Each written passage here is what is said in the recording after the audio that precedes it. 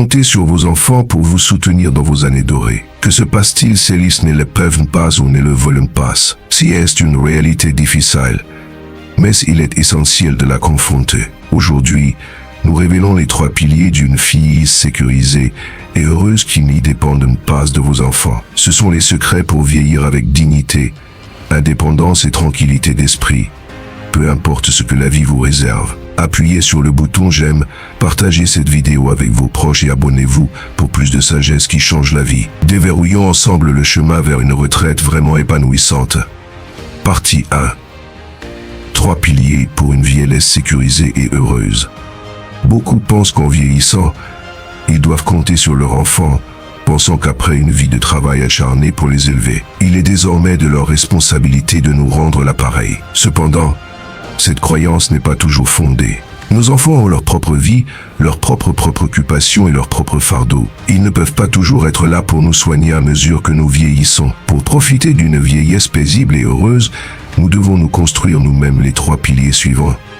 Tout d'abord, la santé. Beaucoup croient que mettre de l'argent de côté est la clé d'une vie libre et abondante en vieillissant, mais ils oublient souvent qu'en l'absence de santé, l'argent est sans valeur.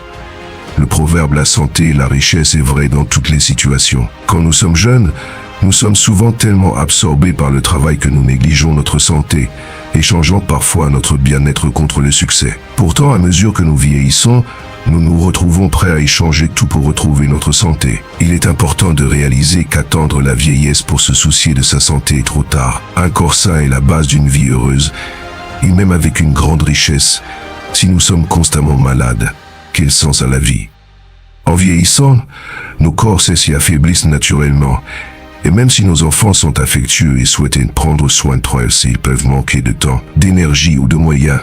Sans santé, sans la capacité de travailler ou même de prendre soin de nous-mêmes, nous devenons un fardeau pour les autres. Et aucun parent ne veut être un fardeau pour ses enfants. Prendre soin de votre santé en vieillesse vous bénéficie non seulement à vous, mais soulage également vos enfants d'aucun souci de plus. En fait, rester en bonne santé est une responsabilité que nous devons envers nous-mêmes et nos proches. Apprenez à comprendre votre corps, découvrez ce dont il a besoin et prenez le temps de faire de l'exercice et de bien manger. Vivre une vie saine non seulement vous évite d'être un fardeau pour vos enfants, mais remplit aussi vos journées d'énergie et de vitalité. Ne sous-estimez pas le pouvoir d'un corps en bonne santé, il garde l'esprit jeune, peu importe l'âge. Deuxièmement, un partenaire de vie. En avançant dans les étapes plus tardives de la vie, le plus grand bonheur vient souvent du partage de nos joies et réussites avec nos enfants et petits-enfants. Cependant, cela n'est qu'une partie de la histoire. À tout âge, nous avons nos propres émotions et nous avons encore besoin d'amour, de compréhension et de compagnonnage de la part de notre partenaire de vie. Le proverbe « les soins d'un conjoint valent plus que ceux d'un enfant » est particulièrement vrai pour les couples ayant eu la chance de vieillir ensemble. Les soins ici ne concernent pas seulement les repas ou l'aide pour marcher, il s'agit de la compréhension profonde que seul un partenaire de vie peut offrir. Mais que faire si la vie ne vous a pas offert de partenaire en vieillissant? Certains se retrouvent seuls après la perte d'un conjoint, ressentant la profonde solitude qui peut accompagner la vieillesse. Malgré une sécurité financière et des enfants soutenants, l'absence d'un partenaire peut laisser un vide. L'histoire de Maimona Hanoï illustre cela. Après avoir perdu sa femme il y a près de 20 ans, il a élevé seul ses enfants. Maintenant, dans sa vieillesse, malgré sa richesse et l'amour de ses enfants, il ressent encore un vide sans sa femme à ses côtés. Par une rencontre fortuite dans un club communautaire, il a rencontré Madame Wu, et ils ont trouvé une compagnie et une compréhension mutuelle l'un dans l'autre. Cependant, leur désir de se marier a rencontré une forte opposition de la part de ses enfants, qui s'inquiétaient du jugement social et des implications financières. Cette situation reflète un défi plus large que de nombreuses personnes âgées rencontrent, un besoin de compagnonnage souvent mal compris ou négligé par leur famille. En vieillissant, avoir un partenaire de vie à vos côtés est plus qu'un confort, c'est une source de joie, une personne avec qui partager vos journées et une épaule sur laquelle vous appuyez. Même les enfants les plus dévoués ne peuvent pas toujours être là pour vous. Et il est irréaliste de s'attendre à ce qu'ils remplissent les vides laissés par l'absence d'un partenaire. Pour votre propre bonheur et pour éviter de devenir un fardeau pour vos enfants, il est important d'avoir quelqu'un avec qui partager ces années. Enfin, la sécurité financière. Vous pouvez naviguer dans votre jeunesse sans argent, mais en vieillissant, il est indispensable. Quand nous sommes jeunes, la santé et les opportunités nous permettent de gérer les défis de la vie. Mais en vieillissant, alors que nos corps s'affaiblissent et que les maladies deviennent plus fréquentes, avoir des ressources financières devient souhait. Certains peuvent avoir des pensions ou des économies accumulées au fil des ans, mais tout le monde n'a pas cette chance. Pour ceux qui n'ont pas de sécurité financière, la charge repose souvent sur leurs enfants, qui eux-mêmes peuvent être proches de la retraite ou faire face à des pressions financières. Cette situation peut entraîner du stress et des tensions, surtout lorsque la capacité à gagner de l'argent n'est plus garantie. Avoir des économies ou une pension en vieillesse fournit les moyens de prendre soin de votre santé, de couvrir les dépenses médicales et, surtout, de maintenir votre indépendance. Cela vous évite d'être un fardeau financier pour vos enfants et vous présente de me vivre avec dignité. Sans sécurité financière, la vieillesse peut devenir une période d'anxiété et de dépendance, où même les plaisirs les plus simples de la vie peuvent être hors de portée. En revanche, avec des ressources suffisantes, vous pouvez profiter de vos années dorées sans vous soucier de l'argent ou d'être à la merci des autres. Les histoires d'anciennes personnes maltraitées ou négligées proviennent souvent de dépendances financières. Les parents qui aiment véritablement leur enfant se prépareront pour la vieillesse d'une manière qui ne les surcharge pas. Avoir les moyens de payer de l'aide si nécessaire ou de financer vos propres soins vous assure de vivre vos derniers jours en paix et confort.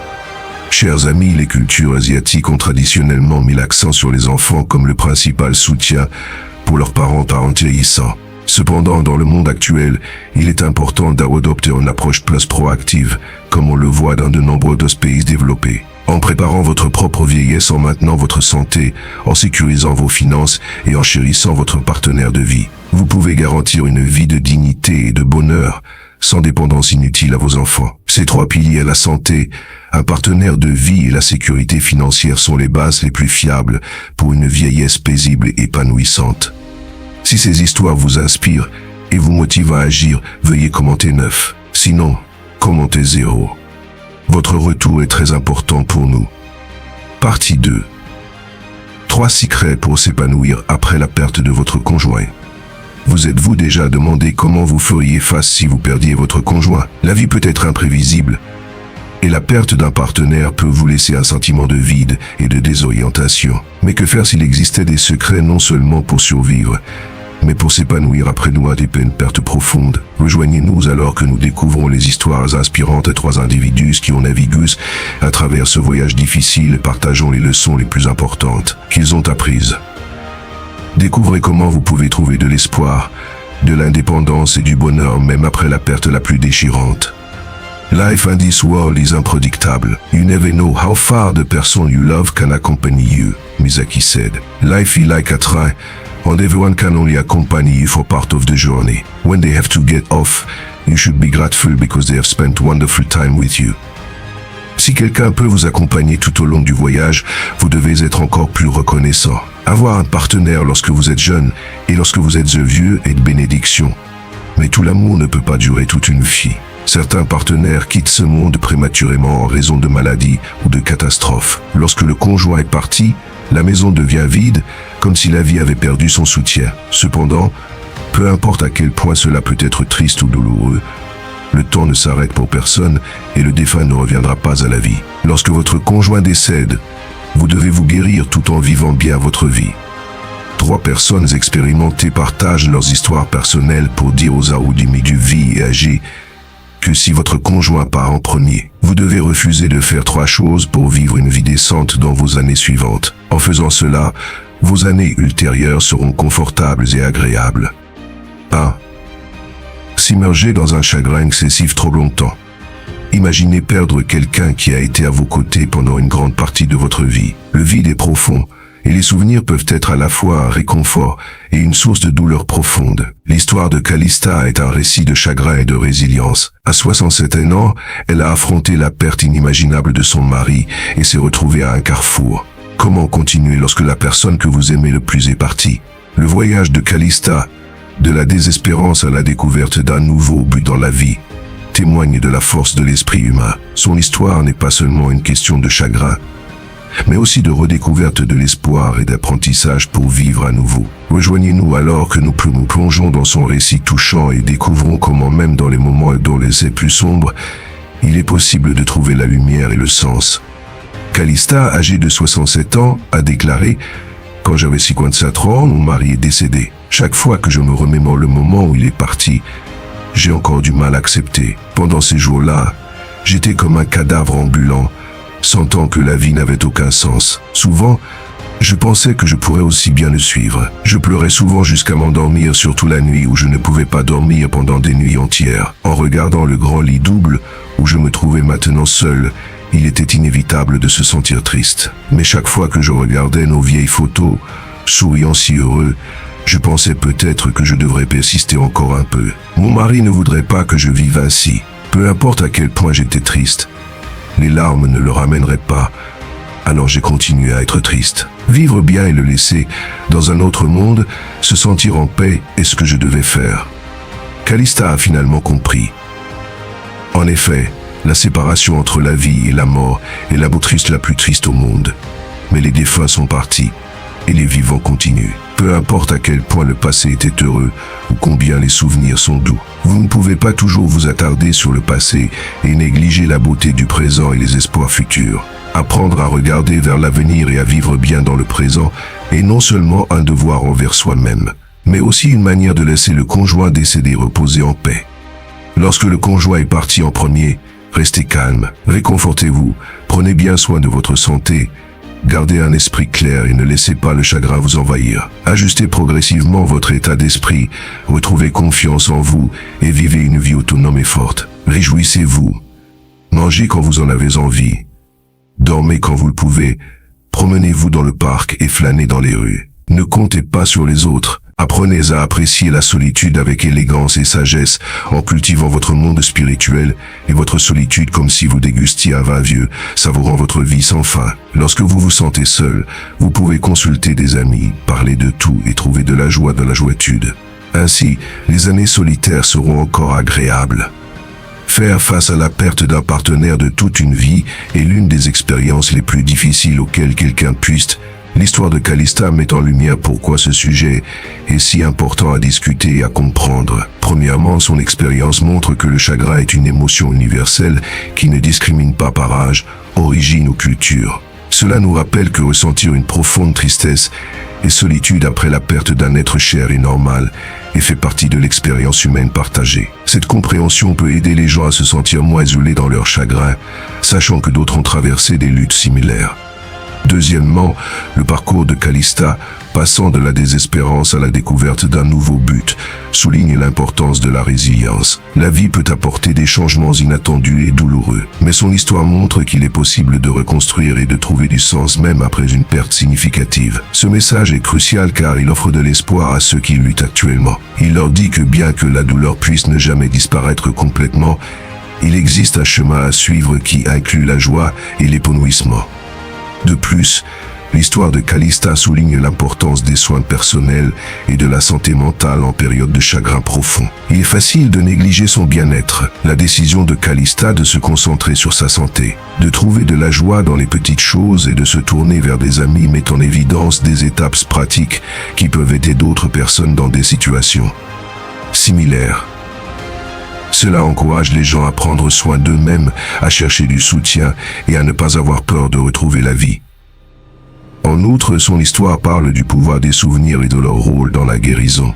Calista a trouvé du réconfort en regardant de vieilles photos et en se remémorant les bons moments passés avec son mari. Cet acte de chérir les souvenirs positifs peut être un outil puissant pour faire face à la perte, permettant aux gens d'honorer leurs proches tout en continuant à avancer dans leur propre vie. Enfin, l'expérience de Calista illustre l'importance de vivre dans le présent et de regarder vers l'avenir. Elle nous enseigne que bien qu'il soit naturel de pleurer et de se souvenir du passé, il est également vital de trouver de nouvelles sources de bonheur et de but. Cet équilibre est essentiel pour mener une vie épanouissante, même après avoir vécu une perte profonde.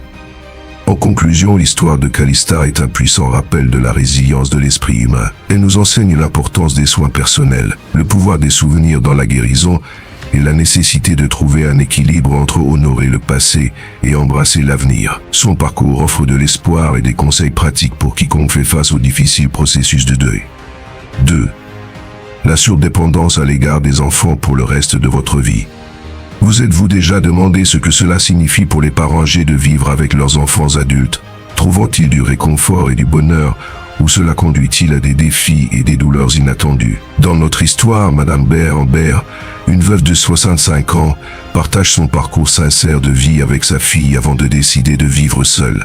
Son expérience révèle une leçon puissante sur les indépendances et la recherche du véritable bonheur pendant ces années dorées. Restez avec nous alors que nous plongeons dans son histoire et découvrons pourquoi parfois la meilleure compagnie que vous puissiez avoir est la conseil. Expérience de Madame Amber. Madame Amber, âgée de 65 ans, raconte: après le décès de mon mari, j'ai vécu avec ma fille pendant de nombreuses années et maintenant je vis seul à nouveau. Au départ, je croyais que le soutien mutuel entre parents et enfants était naturel. Je vous ai élevé quand vous étiez jeune et vous m'accompagnez dans ma vieillesse. Cependant, après avoir tout donné à la famille de ma fille, ce que j'ai reçu en retour était une désaffection croissante. Avec le temps, mon mari et moi étions tous deux retraités. Je ne pensais pas à vivre seul, croyant que nous vieillirions ensemble, mais une maladie a emporté mon mari, me laissant seul. Ma fille venait juste d'avoir un petit-fils, et mon gendre m'a accueilli, disant que je devrais vivre avec eux et profiter de ma retraite. J'ai été reconnaissante pour leurs conseils et leur réconfort. Voyant mon petit-fils, je le considérais comme une réincarnation de mon mari et je consacrais tout mon temps et mon énergie à lui, aidant aux tâches ménagères chez ma fille. Au début, ma fille et mon gendre me donnaient un peu d'argent chaque mois pour les frais de subsistance, mais plus tard, ils ont cessé car j'avais ma pension. Alors que mon petit-fils grandissait, ma pension ne suffisait plus pour la famille de 4 personnes. J'ai mentionné cela à ma fille plusieurs fois, mais elle semblait impatiente, me donnant parfois un peu d'argent, souvent oubliant. Les personnes âgées parlent beaucoup, et vivre ensemble entraîne inévitablement des désaccords. Parfois, je ne pouvais m'empêcher de critiquer ma fille pour ne pas savoir vivre frugalement, faisant des achats en ligne tous les jours sans épargner pour sans un train. Concernant l'éducation de mon petit-fils, ma fille et mon gendre le laissaient se développer naturellement, tandis que je croyais que les enfants devaient être disciplinés dès leur jeune âge. Avec le temps, un fossé s'est creusé entre nous. Il me parlait avec moins de politesse et de respect. En réfléchissant à mes années passées chez ma fille, j'ai choisi de vivre seul à nouveau. Lorsque j'ai proposé de rentrer chez moi, ils ont dit qu'ils me manqueraient mais étaient clairement heureux et soulagés. Il semblait que ma présence était un fardeau. Ils avaient besoin de mon aide quand mon petit-fils était jeune, mais maintenant, ils pouvaient se débrouiller seuls. De retour chez moi, j'ai d'abord ressenti de la solitude et de l'ennui. La vie était devenue simple, mais je me sentais vide et perdu sans soutien émotionnel. Après un certain temps, j'ai appris à apprécier la solitude, redécouvert certains de mes intérêts, rejoint des cours de calligraphie et de peinture, ainsi que des groupes communautaires, et me suis fait quelques amis partageant les mêmes idées. Mes journées sont devenues épanouissantes. J'ai réalisé qu'une vie d'argent, de loisirs et de liberté est l'idéal que j'ai longtemps désiré. Après la mort de mon mari, j'ai finalement vécu la retraite que je voulais. Mais la histoire de Amber est un puissant rappel de l'importance de l'indépendance et de l'autonomie dans nos années dorées. Alors que l'espérance de vie augmente, de nombreuses personnes se retrouvent confrontées au fronton, vivre seul après le décès d'un conjoint. Bien que cela puisse sembler idéal de vivre avec des enfants adultes, cet arrangement entraîne souvent des difficultés inattendues. L'expérience de Amber souligne plusieurs raisons pour lesquelles le maintien de l'indépendance est crucial pour les personnes âgées. Tout d'abord, vivre avec des enfants peut entraîner des conflits dus aux différences générationnelles. L'histoire de Amber montre comment des points de vue divergents sur l'argent, l'éducation des enfants et les habitudes quotidiennes peuvent créer des tensions. Ce n'est pas seulement une question culturelle, mais une question universelle. Aux États-Unis, les familles sont souvent confrontées à des défis similaires où le désir d'indépendance entre en conflit avec le besoin de soutien familial. Deuxièmement, le sentiment d'être un fardeau peut être émotionnellement éprouvant. Madame B se sentait non appréciée et même détestée après avoir consacré des années à la famille de sa fille. Cette pression émotionnelle peut mener à des sentiments d'inutilité et de dépression parmi les parents âgés. Dans la culture américaine, où l'indépendance est très valorisée, l'idée d'être un fardeau peut être particulièrement difficile à supporter. Troisièmement, trouver l'épanouissement personnel est essentiel pour une retraite heureuse et saine. Mme Amber a finalement découvert la joie dans sa solitude, redécouvrant des passe-temps et se faisant de nouveaux amis. Cela souligne l'importance de poursuivre des intérêts personnels et de rester socialement actif, qui sont des éléments clés d'une retraite épanouissante. De nombreux seniors aux États-Unis trouvent le bonheur dans les centres communautaires, les clubs et le travail initié commis aux bénévoles, qui offrent tous un sentiment de but et d'appartenance.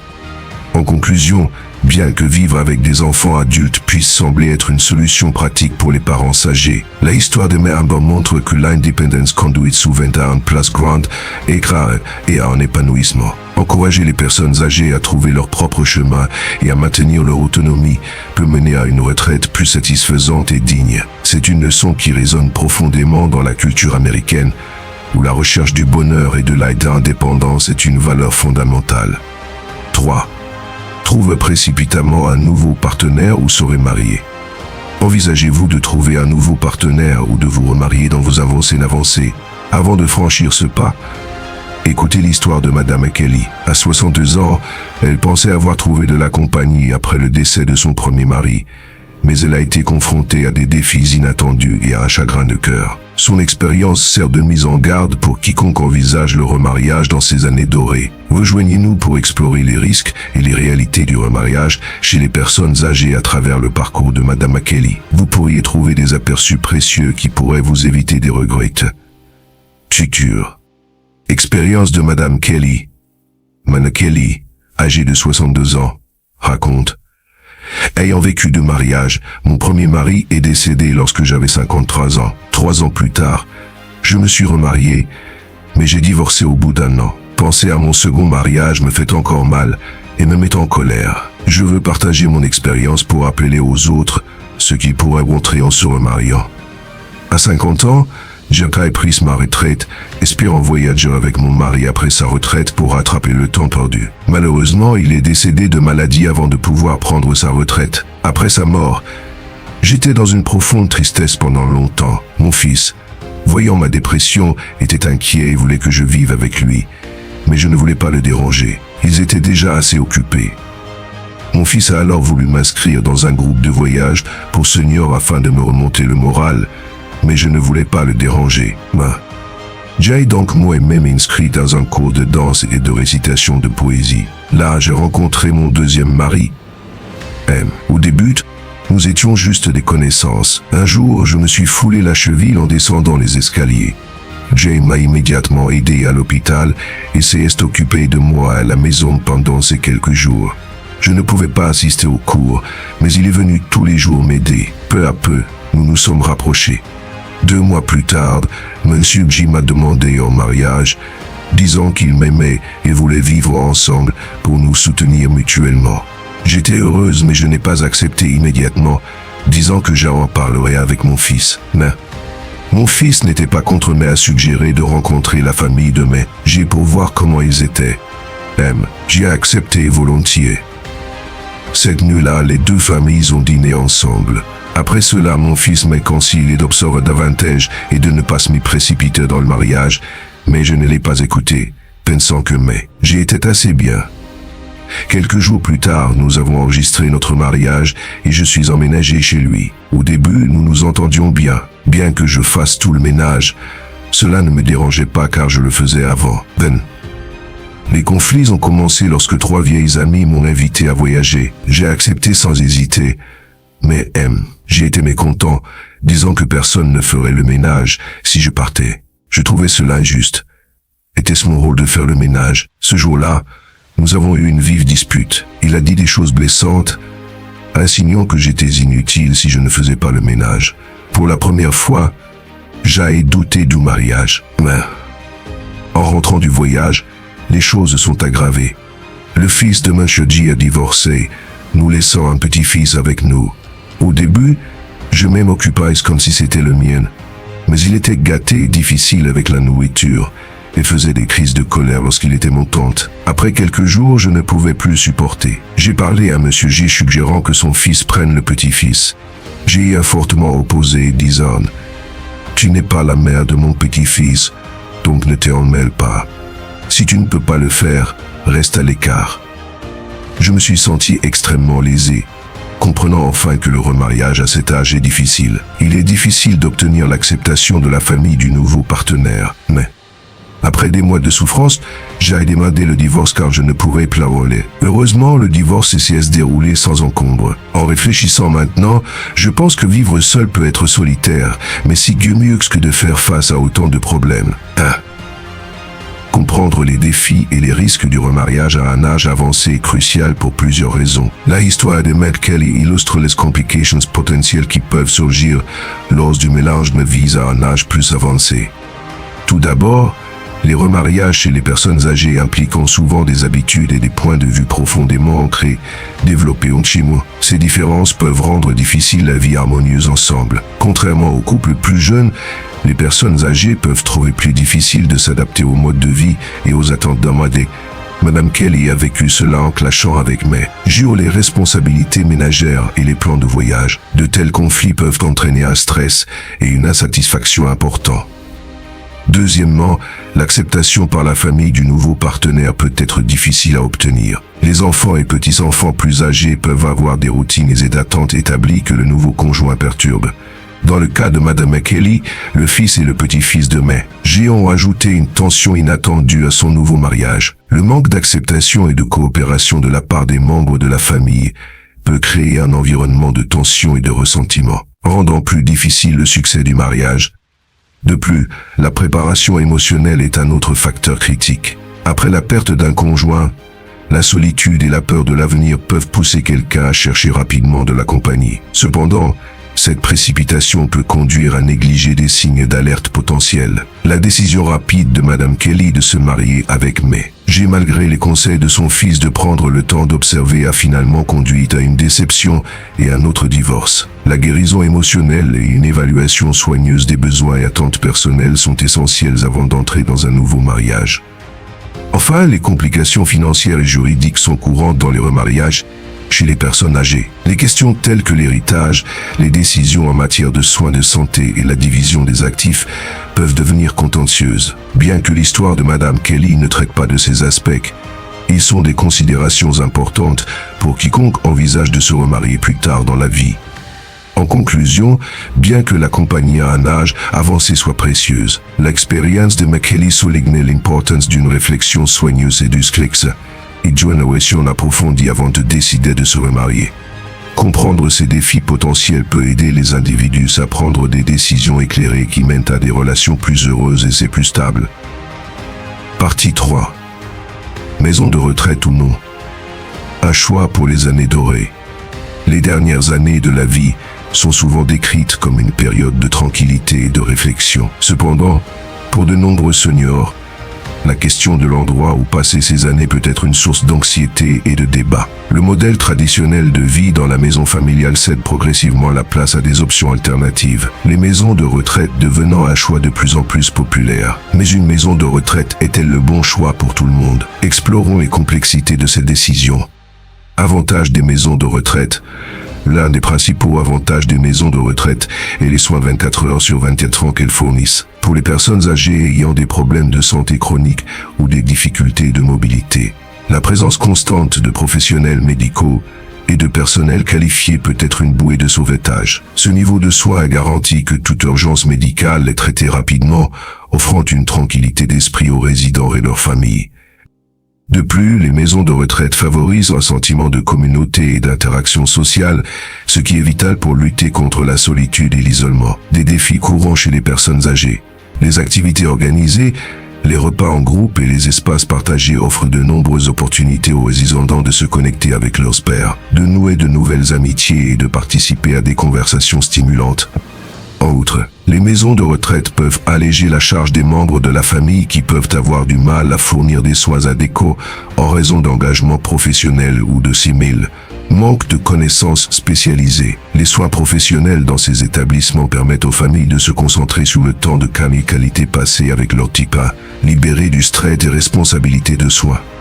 Défis et considérations. Cependant, la décision de déménager dans une maison de retraite n'est pas sans défi. La perte d'indépendance et de vie privée peut être un ajustement significatif pour de nombreux seniors. La transition d'un environnement familial à un espace de vie partagé peut être émotionnellement difficile, même si la maison de retraite offre des accommodations confortables. De plus, le coût des soins en maison de retraite peut représenter un fardeau financier substantiel. Bien que certaines installations acceptent Medicaid ou l'assurance soins de longue durée, d'autres peuvent être extrêmement coûteuses, mettant à mal les finances personnelles ou les ressources familiales. Enfin, la qualité des soins dans les maisons de retraite peut varier considérablement. Il est crucial de rechercher et de visiter plusieurs établissements avant de prendre une décision. Examiner le ratio personnel résident, la propreté de l'établissement, la gamme d'activités proposées et l'atmosphère générale. Faire le bon choix. En fin de compte, la décision de déménager dans une maison de retraite dépend des circonstances et des préférences individuelles. Si un senior est en bonne santé et apprécie une vie sociale active, rester à domicile ou explorer des options comme les résidences et services pourraient être plus adaptés. Cependant, pour ceux ayant des besoins de santé significatifs ou un soutien social limité, une maison de retraite peut offrir un environnement sûr et nourrissant. Il est important d'impliquer le senior dans le processus de décision autant que possible. Une communication ouverte et honnête sur leurs besoins, préoccupations et souhaits est cruciale. Considérer des facteurs tels que leur état de santé, leur situation financière, leurs besoins sociaux et leurs préférences personnelles. La décision de déménager dans une maison de retraite est significative, avec des considérations émotionnelles et pratiques. Bien qu'elle offre de nombreux avantages, tels que des soins professionnels et une interaction sociale, elle comporte également des défis tels que l'ajustement à un nouvel environnement et des charges financières potentielles. En pesant soigneusement les avantages et les inconvénients, en impliquant le senior dans la décision et en recherchant minutieusement les options disponibles, les familles peuvent faire le meilleur choix pour leurs proches, assurant une vie confortable et épanouissante dans leurs imperceptibles.